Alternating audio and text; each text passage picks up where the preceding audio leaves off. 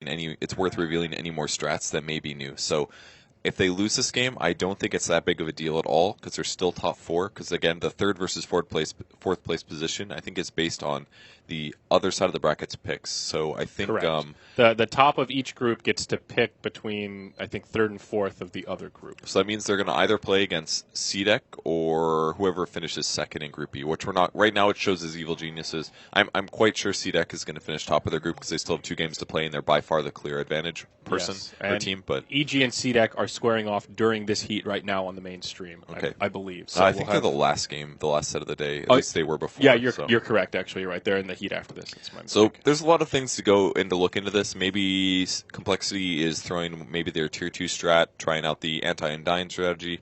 Maybe they're trying to do they show weak here because they want to. I would assume you want to be as strong as possible. Show yourself as strong as possible. That way, the better team of the 2 in Group B don't pick you. Mm-hmm. So I think there's advantage for that as long as they're not afraid to show strats. And honestly, they have so many strats, I don't think that's something they have to worry about. So I think they should just go all for it, try to take your win, keep your morale up, and keep your synergy up, and just keep grinding through the games. Yeah. Well, at this point, it looks like Complexity will be playing the support Naga Siren with Ember Spirit as their final pickup. We'll see who's playing what here. Maybe it's Swindle on the Ember mid, Ziz on the Clink safe lane, and Moon Meander off lane on the Darkseer. Time will tell. For Fnatic, well, they've got plenty of time to think about this final pick. They'll need their mid laner here for Mushi. And he goes with Zeus. All right, the Thunder God to round things out. Interesting drop from Fnatic. Lacking on control. They've got some good team fighters, but the Earthshaker is their only lockdown. You could kind of think of Tombstone as that, but it is going to be a support Undying with Johnny playing that. So a 5 at that. Johnny plays super sacrificial 5 in most games. Even more than a Dazzle, really? Often, I feel like as an Undying, you need at least a little bit of farm to be useful. Yeah, then that's kind of the point that I'm making. Like, with their breakdown, he's down there with like FNG in terms of farm distribution. Wow. Where they play a true 5 and a true 4 rather than 2 4.5. So it's interesting to see him taking the Undying rather than the Dazzle. Yeah, interesting, definitely. Ember Spear pick for Complexity. Very good versus PL, so I think that's a good last pick. This almost means for sure we're going to have a Lina support and an Naga support. Especially with Ziz on Clink. So Ziz, it'll be a mid-Ember versus a Zeus, which I think is a decent. It's pretty good for Zeus, I think. It's good for both. I would say I haven't seen that matchup too much. The Zeus is easier to gank, I feel, because he can't escape very well, but at the same time, you can kill Flame Guard very, very easily with Zeus. Yeah, I was just going to say that. And he can get rid of the Flame Guard, but at the same time, I don't know.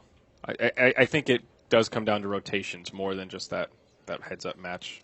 And interestingly, he actually goes for a Stout Shield Star. We don't see that very often in mid-heroes, but it will block a lot of the damage that Zeus does try to throw out, and he's got a Magic Stick, so it basically means that Ember Spirit, I feel like, should be able to lane this as aggressively as he wants to. The only downside is he can't just consistently farm with Flame Guard, because Zeus does so much magic damage that he will be able to break that, and that's the main damage source of Ember Spirit. So I think it'll be an okay matchup for both, honestly. They'll probably just passively farm is the way to go, and we'll see if that ends up being the case. Okay, so it is a core shaker here. It looks like Ohio is the off-lane player. He'll take the Earth Shaker. Johnny on the Undying. A 2-1-2 from Fnatic. Mushi mid on the Zeus. No surprise there.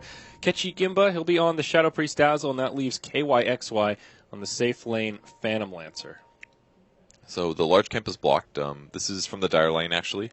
And this may seem a little weird, like why would they block their own large camp? But that's because the Radiant offlane has an advantage by being able to do side pulls. So if they block that with the Sentry, those first couple levels aren't there, and there's no way for Complexity's Moon Meander to grab extra levels. And especially with the Darkseer, it's extra scary, because he just throws an Iron Shell on a creep, and oftentimes he can clear that whole wave, and sometimes the neutrals.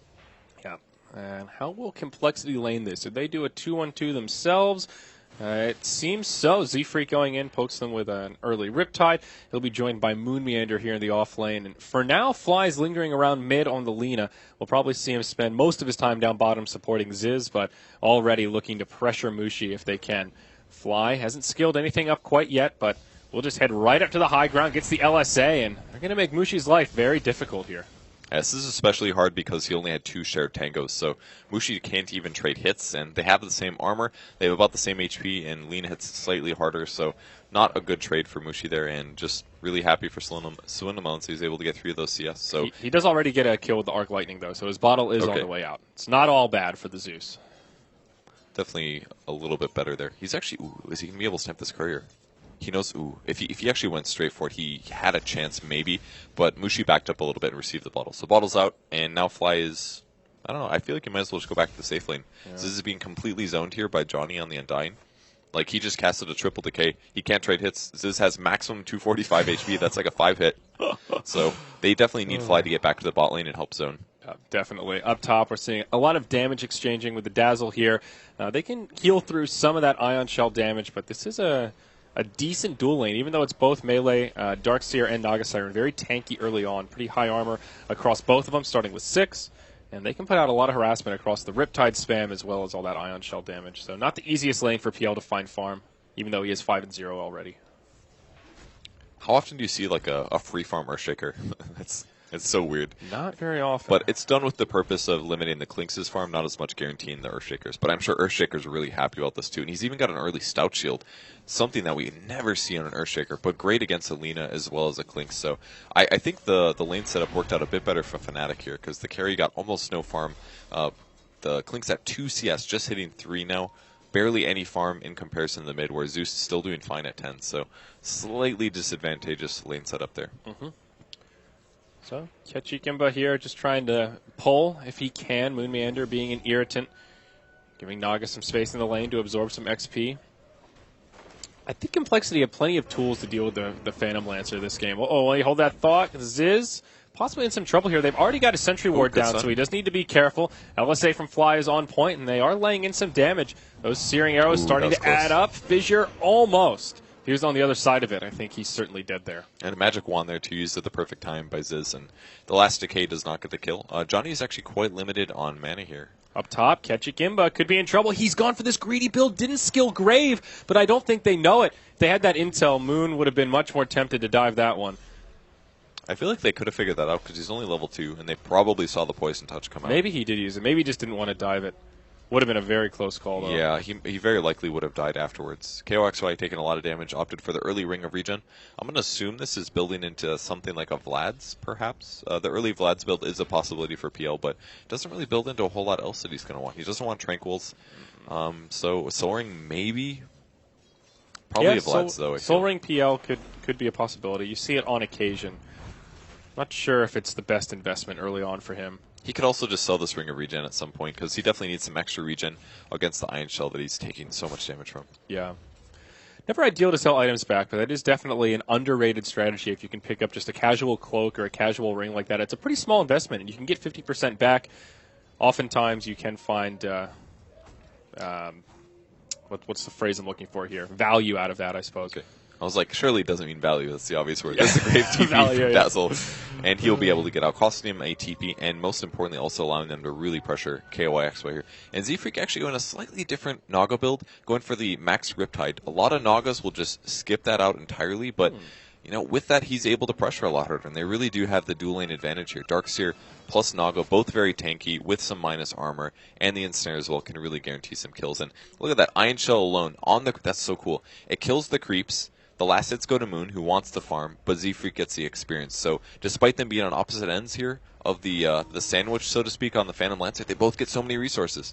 They want to go into KYXY here, but there's going to be a fight in the mid while this is going down. They're trying to dive Mushi, but they can't quite get him. Back up top, they'll go into KYXY. Nowhere for him to go. He does have a doppelganger, but it's only level 1. Oh, good Fissure. Beautiful Fissure indeed. Ketchikimba is nearby. He's already used his Grave to make it out, and it's still on cooldown from before. Oh, this duel lane is so good. First blood drawn by Moon Meander. Ketchikimba now on the run. He will have that Grave in just a couple of seconds. Moon Meander going to continue to commit here, but the ult from Zeus brings them both down. Now Swindle coming in for the cleanup. Can he bring down the Dazzle? Oh, great. He's going to bottle through the Flame Guard. Ohio, he wants to try to finish this off. The DOT's doing some damage, but it's Fnatic that come out big. A 3-for-1. First blood goes to Complexity, but Mushi with the perfectly timed ult. That was such good plays from Fnatic there. Even though the Mango from Earthshaker to get the Fissure off afterwards, Like, Swindle Melons was absolutely sure he was going to kill that Dazzle, and the Enchant Totem slowed him down, and then to punish it worse, the Fissure Stun afterwards. Such sick plays from Fnatic there. That just looked like Complexity was about to stomp on them with the double Iron Shell chase. This duel lane is so smart, but it actually didn't work out for them, surprisingly. Yeah. And as we were talking about, both these heroes in the offlane for Complexity have pretty high EHP early on, so they're very well suited for this. This is so easy for Z-Freak, and an extra point in the Riptide with the Poor Man's Shield, he can just tank those creeps and rinse and repeat. Mid lane, Swindle Melons initiated on. Ohio tries to block him out with the Fissure. There will be a race for the rune, and it will be picked up by the Dazzle. Swindle, though, staying aggressive here. He has a rotation from the Naga Siren, and they will change their minds and just head back to the lane. Yeah, he forced the Dazzle to grab it at least, so that Zeus didn't grab the Invis, and very quickly Johnny grabbed the bounty in the bot lane, probably because Mushi wasn't going to want to walk all the way down there, so he just starts off the bottle crane, no big surprise, and Complexity continues their cutting of creeps on the top lane. And there is a silver lining, I suppose, for Complexity here, is that Ziz is now getting a lot of space in that safe lane, because they pulled so many rotations up top. He's now number 2 on the CS chart overall, and he started off pretty low. Now Ohio, he walks right into Moon. He's got the Tranquil Boots, but they'll be broken. Now caught by the Ensnare. They don't want to commit for this, as there's a lot of movement coming towards these two heroes. All 5 of Fnatic starting to make their way over. Mushi will head back to the mid lane, but now Z-Freak gets surged up by Moon. He won't have it for himself. Another Fissure will be coming up in just a couple seconds here. Can Ohio find the angle to block out Moon Meander? Good positioning from Moon, trying to move around it, but he will get blocked out, and he is certainly going to fall. Nice gank there from Fnatic, but was it really 4 heroes just getting the Darkseer? Is this a worthy trade-off, Purge? I mean, Ziz was farming during this, but maybe not entirely. I saw him grab a neutral creep and run towards the river, maybe thinking about going mid, but I haven't seen his CS go up a huge amount, so I think he did spend some time in the jungle, and I think that's still going to be worth it for Fnatic, because it is creating space. This dual lane pressure is not going as well as they want it to, and it's frankly going a lot worse than I thought it would. Those first couple kills are really the trade-off there. It's either they get those 2 kills and they get away alive, or the punish happens and now the dual lane becomes less and less effective and they limit their places to farm. Yeah, Mushi's still number 1 on the net worth chart. That early double kill making his life so much easier. He has the early arcane boots, and now another 1,000 gold just sitting in that savings account. Johnny now rotates up to the top lane. They really want to deal with this dual lane from Complexity, and boy, are they. The Tombstone comes down. Z-Freak will be surged to try and run away. Moon will have to linger around a little bit longer, but he'll be safe, at least for now. I'm kind of surprised he's still standing here killing creeps. This looked really dangerous for him. They do have an Observer Ward down, so they're going to be able to at least see Mushi rotate if he does commit to that, but the Surge alone, if only one hero is in danger, they always save them, which is pretty cool. Oh, yeah, great heal there on the creep wave. Very aggressive wards here from Complexity in general, all around the jungle, the lane, and that rotation from mid. Moon's now going to have to run for it. He takes a poison touch, also gets hit by a decay. He'll survive, and while we're looking at that, the Clinks actually gets killed here in the mid lane. Ohio getting credit for that one. Not really sure why he rotated out of the bottom lane, first of all, given that there is some space to be farmed, but yeah, missed that one, unfortunately. I mean, him killing Clinks, or killing the Zeus is definitely possible, because Zeus is limited. He doesn't have an escape from it, so really they would just need a Sleight of Fist, Searing Chains, and about 4 attacks from Clinks to kill him. So it's definitely possible, but the setup must have been poor or something, because he actually died to the right of the tower, so maybe he was trying to poke in and got spotted by Fissure, initiated. I'm not sure. We'd have to watch it. Yeah, possibly. Moon forced to surge away. Long range Lance will hit him, but he'll make it out. Okay. So Complexity just goes back to splitting the lanes. They'll give Fly some space. And this is one thing Complexity does really well in these lanes, is whenever someone leaves, the supports are right there to come in and soak it up. And Fly will find level 6 after another creep wave or so. Ohio smoked up, coming around the backside. Moon very low. There's the ult from Mushi. Great setup from Fnatic. Ohio will still walk through the tower, takes the ensnare, and then will TP home. Z-Freak will stay alive, but another kill on this Darkseer. That puts Moon now 1-3 in KDA. And Mushi doesn't even have that many last hits. He's at 37-4, but he's got a Midas at 9 minutes 45 seconds. And if your team does get things done on the map and you're able to